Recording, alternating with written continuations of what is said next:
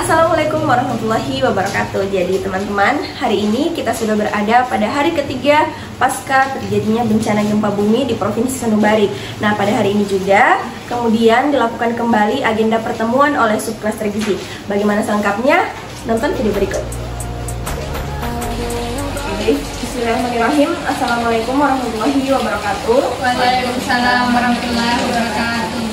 Jadi pertama-tama saya ucapkan terima kasih atas kesempatan rekan-rekan semua untuk hadir dalam agenda pertemuan subklaster gizi pada hari ini. Seperti sesuai dengan rencana kita pada pertemuan kita sebelumnya, bahwa nantinya akan diadakan kembali agenda pertemuan subklaster gizi dalam hal ini, kemudian dilaksanakan terkait rencana tersebut.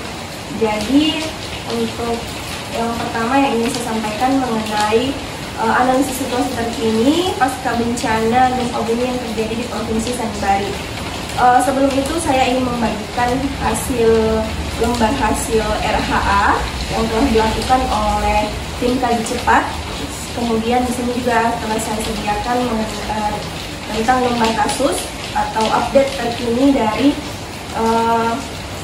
kejadian gempa bumi yang terjadi di Provinsi Sanubari. Jadi mungkin teman-teman bisa lihat. Oke, jadi teman-teman, di sini ada update news mengenai gempa bumi yang terjadi di Provinsi Sanubari. Jadi seperti yang kita ketahui bersama bahwa saat ini kita sudah berada pada hari ketiga pasca kejadian gempa bumi di Provinsi Sanubari yang berkekuatan 7,2 skala Richter.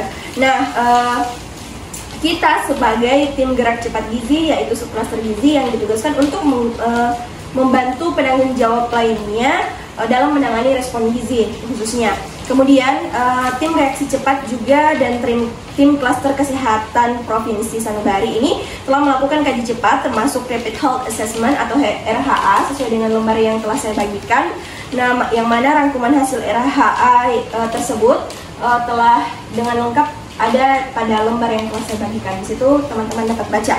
Kemudian saat ini klaster perlindungan dan pengungsian atau dari Dinas Sosial itu sedang merencanakan kajian multisektor, yaitu pendataan dan kajian pengungsian terpadu.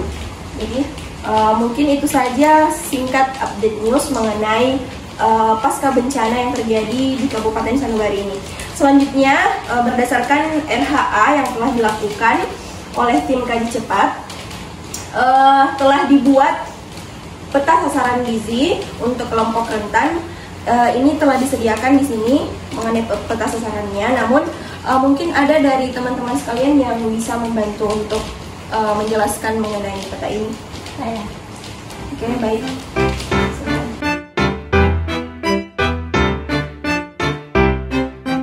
Baik teman-teman, di sini ada peta sasaran gizi di Provinsi Sanubari dari pasca bencana gempa bumi.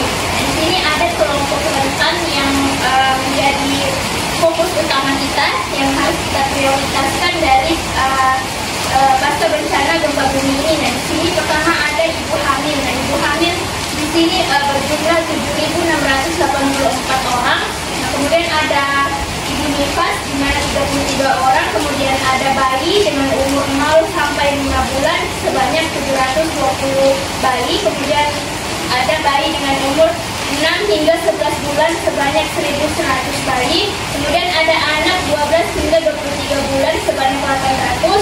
Kemudian ada anak dengan umur 24 hingga 59 bulan sebanyak 900. Kemudian ada remaja putri sebanyak 545. Kemudian ada penyandang disabilitas, di mana juga merupakan prioritas kita, yaitu sebanyak 12 orang.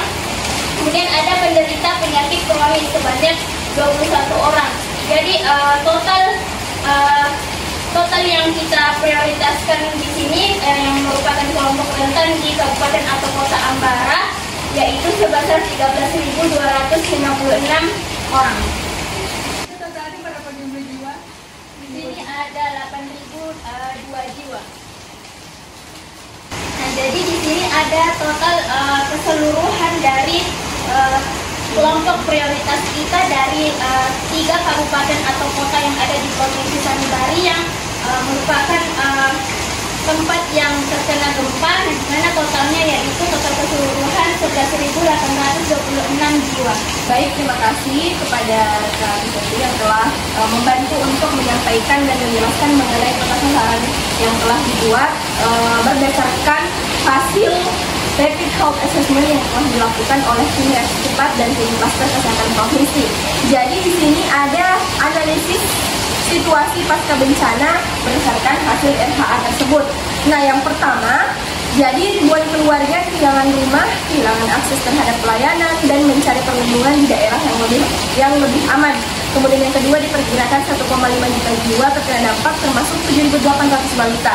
Nah, lebih dari 20 orang saat ini tinggal di camp pengungsi dan sebagian besarnya di pemukiman informasi mendadak. Kemudian dan yang terakhir adalah kondisi kehidupan pun sulit dengan sejumlah besar masyarakat yang hidup bersama di ruang-ruangan yang kecil, di tenda sementara dengan akses air bersih yang terbatas dan hampir tidak ada akses ke MCK.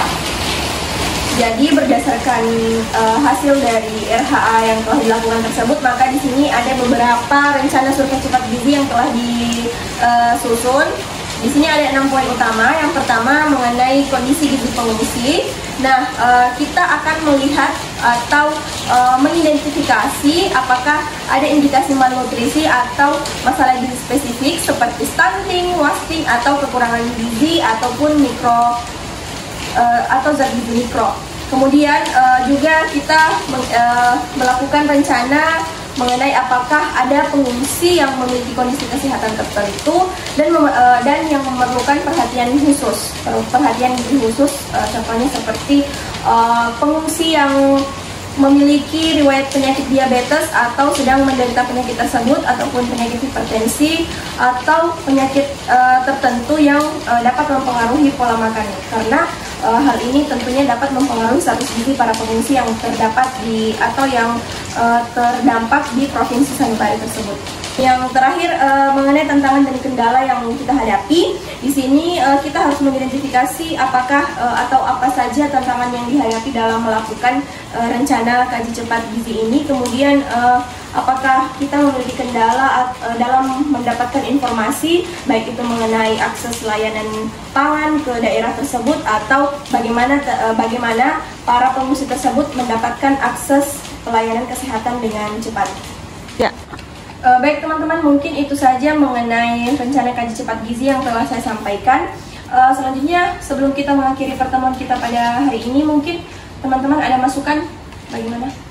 Ya, silakan. Ya, jadi di sini saya mempunyai beberapa masukan untuk dinas sosial terkait kondisi pengungsi. Apakah ada indikasi malnutrisi atau masalah gizi spesifik seperti stunting, wasting, atau kekurangan gizi mikronutrien pada pengungsi, terutama anak-anak, ibu hamil, dan ibu menyusui.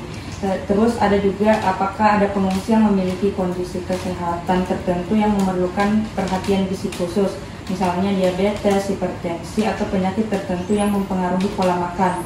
Terus terkait akses dan ketersediaan pangan, bagaimana ketersediaan dan keberagaman pangan di lokasi pengungsian? Apakah ada kendala dalam distribusi pangan yang beragam dan bergizi? Terus apakah bahan pangan yang tersedia sesuai dengan kebutuhan gizi dasar pengungsi, termasuk untuk kelompok rentan seperti balita, ibu hamil, dan ibu menyusui? Yang terakhir, apakah pengungsi mendapatkan makanan yang cukup dan seimbang secara asupan gizi? Jika tidak, jenis makanan apa yang kurang tersedia? Oke, baik, terima kasih atas pertanyaannya. Mungkin dari teman-teman yang lain ada juga masukan untuk dinas sosial, karena berdasarkan informasi yang saya terima bahwa dinas sosial ini juga memang membutuhkan masukan dari subkluster gizi terkait bagaimana rencana kajian cepat gizi yang akan kita lakukan sebagai subkluster gizi. Mungkin dari teman yang lain ada? Saya ingin memberikan beberapa pertanyaan. Ya, silakan. Di sini saya ingin memberikan masukan yang berupa pertanyaan yang untuk dinas sosial, di mana di sini saya ingin memberikan pertanyaan terkait dengan proses pemberian makanan dan distribusi. Ya. Nah, pertanyaan saya itu bagaimana sistem distribusi makanan di pengungsian di daerah sanubari tersebut? Apakah sudah mencakup distribusi makanan yang sesuai dengan kelompok umur dan kebutuhan gizi masing-masing pengungsi? Nah, kemudian pertanyaan kedua, apakah ada program pemberian makanan tambahan yang diterapkan untuk kelompok rentan, misalnya balita, ibu hamil maupun ibu menyusui. Nah, kemudian sejauh mana keberhasilan dan tantangan yang dihadapi dalam upaya pemberian makanan yang tepat waktu dan tepat jumlah kepada pengungsi. Nah, kemudian saya ingin bertanya juga terkait dengan pemantauan gizi dan intervensinya. Yang pertama itu pertanyaan saya, apa indikator utama yang digunakan untuk memantau situasi gizi pengungsi di setiap titik pengungsian? Nah, kemudian pertanyaan kedua, apakah sudah ada penilaian atau intervensi gizi khusus yang dilakukan untuk mencegah dan mengatasi masalah gizi di pengungsian? Nah, kemudian yang ketiga, apakah sudah ada distribusi suplemen gizi, misalnya pemberian vitamin A, tablet, pemberian zat besi, kemudian maupun suplemen lainnya untuk kelompok rentan. Nah, jika belum, bagaimana rencana distribusi yang akan dilakukan untuk selanjutnya? Nah, itu saja pertanyaan dari saya untuk Dinas Sosial. Terima kasih. Oke, baik. Terima kasih atas jawabannya. Mungkin dari di sini saya mempunyai pertanyaan mengenai kesiapsiagaan dan kepastian subklaster gizi. Yang pertanyaan pertama saya, apakah subklaster gizi memiliki cukup tenaga medis dan ahli gizi untuk memberikan layanan gizi yang efektif di lokasi pengungsian? Kemudian pertanyaan yang kedua yaitu bagaimana koordinasi antar klaster, terutama antara klaster kesehatan dan perlindungan atau pengungsian dalam menangani masalah gizi di pengungsian. Dan yang pertanyaan ketiga yaitu apa kebutuhan utama yang harus segera dipenuhi oleh subklaster gizi untuk meningkatkan respon gizi dalam situasi darurat ini. Dan pertanyaan selanjutnya yaitu tentang tantangan dan kendala. Yang pertama yaitu apa saja tantangan atau hambatan yang dihadapi dalam penyediaan gizi bagi pengungsi, terutama terkait dengan distribusi pangan, keterbatasan fasilitas, atau kondisi cuaca. Dan pertanyaan yang terakhir yaitu apakah ada kendala dalam mendapatkan data atau informasi terkait status gizi yang diperlukan untuk perencanaan intervensi lebih lanjut. Mungkin itu saja pertanyaan saya. Baik, terima kasih untuk rekan-rekan yang telah memberikan masukan, baik itu dari pertanyaan maupun saran.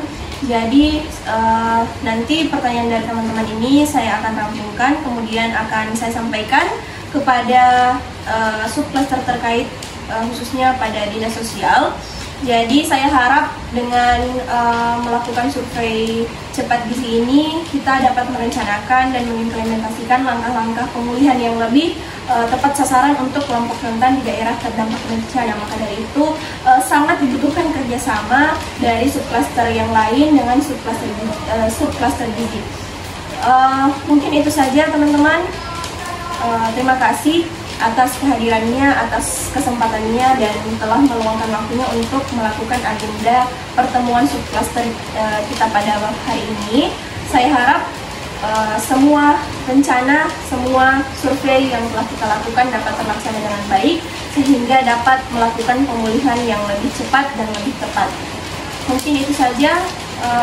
Sekali lagi saya ucapkan terima kasih. Wassalamualaikum warahmatullahi wabarakatuh. Waalaikumsalam warahmatullahi wabarakatuh.